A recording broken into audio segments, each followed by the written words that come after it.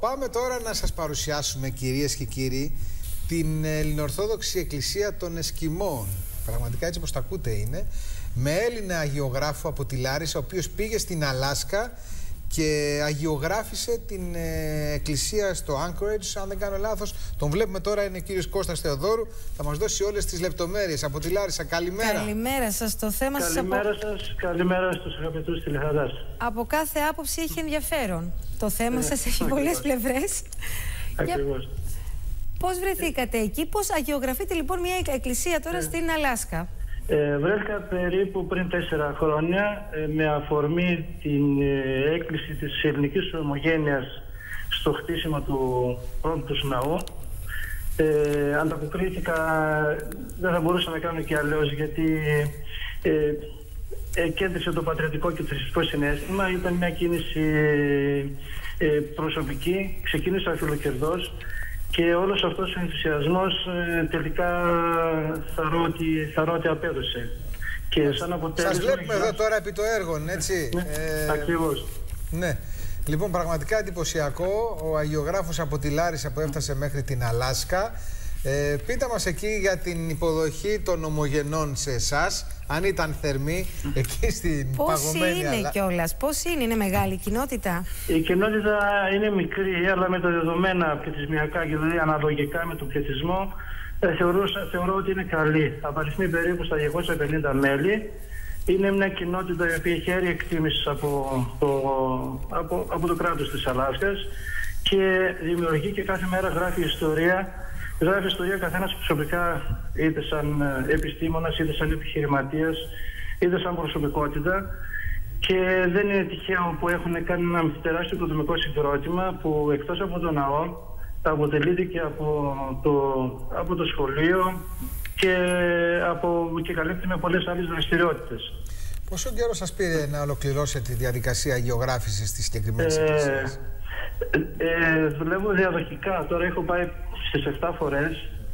Το εθαρρυντικό είναι ότι η ελληνική κοινότητα και η ελληνική εκκλησία γενικά... Πετάγεστε μια βόλτα στην Αλάσκα δηλαδή, έτσι? Ναι, ακριβώς. Μπορεί να είναι πάρα πολύ μακριά, αλλά το ενδιαφέρον σε κάνει να κάνεις πιο άνετο και πιο εύκολο το ταξίδι. Η θερμή υποδοχή εκεί, αυτό λέτε το ενδιαφέρον? Ή το ενδιαφέρον σας να αγιογραφήσετε? Σε συνδυασμό και των δύο. Και η θερμή υποδοχή έχω διαπιστώσει, όχι έχω διαπιστώσει, το έχω βιώσει δηλαδή. Δεν είναι η μόνο εκκλησία, αυτή είναι η εκκλησία, νάτι. Απλά επειδή δεν έχω εικόνα μαζί μου, είναι ένα θαυμάσιο αριστούργημα, ένα αρχιτεκτονικό που συνδυάζει και την παράδοση και την σύγχρονη εποχή της αμερικανικής κουλτούρας. Εσωτερικά βέβαια του ναού είναι όλα παραδοσιακά φτιαγμένα, συντεταγμένα από θέμα αγιογράφησης, από θέμα εκκλησιαστικών συσκευών. Πώς σας βρήκαν εσάς εκεί στη Λάρισα από τη μακρινή Αλάσκα, έτσι? Μας προκαλεί μεγάλη εντύπωση αυτό. Είχε γίνει κάποια έκκληση από την ελληνική κοινότητα μέσω του σταθμού σας και είμαι από τους πρώτους που ανταποκρίθηκα. Από τη Φωνή της Ελλάδας, έτσι? Ναι, ακριβώς. Εκείνο που παρουσιάζει για μένα πολύ μεγάλο ενδιαφέρον και νομίζω και για πολλούς άλλους είναι ότι η Ελλάδα δημιουργεί. Η Ελλάδα είναι μια γέφυρα για πολλούς άλλους ναούς και αυτό στη δικιά μου δουλειά τουλάχιστον αποδείχθηκε, γιατί μετά από την αγιογράφηση του ελληνικού Ορθόδοξου ναού αγιογράφησα τον καθολικό Ρώσικο Ορθόδοξο ναό. Μάλιστα. Και εκείνο το επιστέγασμα, και αυτό νομίζω είναι και η συζήτησή μας, ήταν η πρώτη εκκλησία Ορθόδοξη των Εσκιμώων, η πρώτη στα ιστορικά χρονικά. Μάλιστα.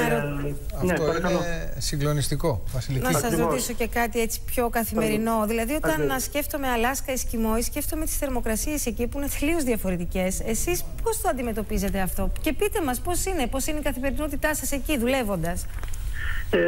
Δεν είναι τόσο τραγικά όσο νομίζει κανείς. Βέβαια, οι θερμοκρασίες τα 2 τελευταία χρόνια έχουν ανεβεί. Δεν ξέρω αν έγκυται στη συγκυρία του θερμοκηπίου. Βασικά προσπαθώ να πάω καλοκαιρινούς μήνες. Έχω εργαστεί και χειμώνα βέβαια. Αλλά οι συνθήκες δεν είναι τόσο τραγικές. Οι άνθρωποι έχουν μάθει να ζουν με το κρύο. Εσείς? Οι υποδομές τους... Παρακαλώ. Εσείς όμως? Όχι, για μένα ήταν εύκολο. Γιατί φανταστείτε ότι δουλεύουμε σε εσωτερικό χώρο, ο οποίος θερμαίνεται. Αλλά σας είπα, το περισσότερο καιρό είναι πάω καλοκαίρι. Εδώ το βλέπουμε ότι είστε και λίγο καλοκαιρινά ενδεδειμένος όταν μπαίνετε μέσα στην εκκλησία. Κύριε Θεοδόρου, να σας ρωτήσω λίγο για την ελληνική ομογένεια. Δηλαδή, έχει πάρα πολύ ενδιαφέρον. Είναι κυρίως Έλληνες δεύτερης και τρίτης γενιάς. Θα μας τα πείτε αυτά. Ακριβώς, και θέλω να μας πείτε και τους δεσμούς τους με την Ελλάδα. Δηλαδή, τι σημαίνει για αυτούς τους ανθρώπους όταν εκεί στη μακρινή Αλάσκα ακούνε Ελλάδα. Γι' αυτό σημαίνει κάτι περισσότερο από ό,τι σημαίνει για μας που ζούμε ήδη στην Ελλάδα. Το καλοκαίρι συμπτωματικά ήμουνα στην εποχή των Capital Controls και έβλεπα τους ομογενείς, οι πιο πολλοί ήταν για ώρες πάνω στην τηλεόραση προσιλωμένοι. Ανήσυχοι το τι θα γίνει, ανήσυχοι με το δημοψήφισμα που επακολούθησε. Έχουν μια επαφή πολύ καλή με την Ελλάδα. Και το βλέπω και από προσωπική μου εμπειρία. Δηλαδή οι δεσμοί, οι τηλεφωνικές επαφές, τα νέα που μαθαίνω, τους ενδιαφέρει τι γίνεται στην πόλη μας.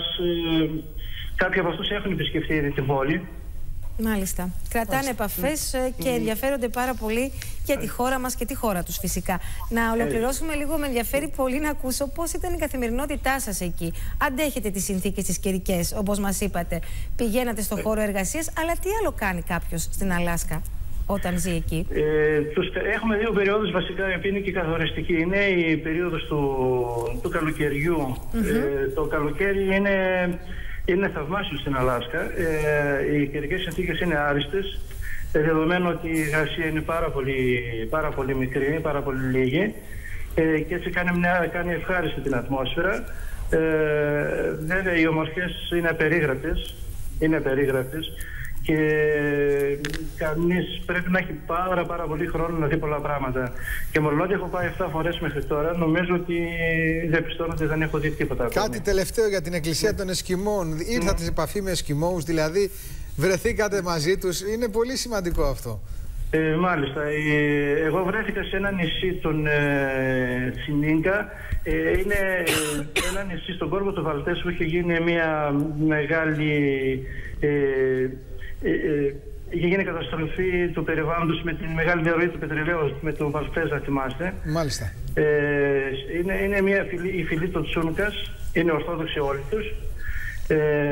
Και έχουν ένα ναό, το ναό της γενέσεως της Θεοτόκου. Τον οποίο αγιογραφήσατε εσείς. Ναι, ακριβώς. Αυτοί βλέποντας τους άλλους δύο ναούς που έχουμε ξεκινήσει στην Αλάσκα, και γι' αυτό λέω ότι η ελληνική ομογένεια είναι η γέφυρα που σας είπα πριν. Μάλιστα.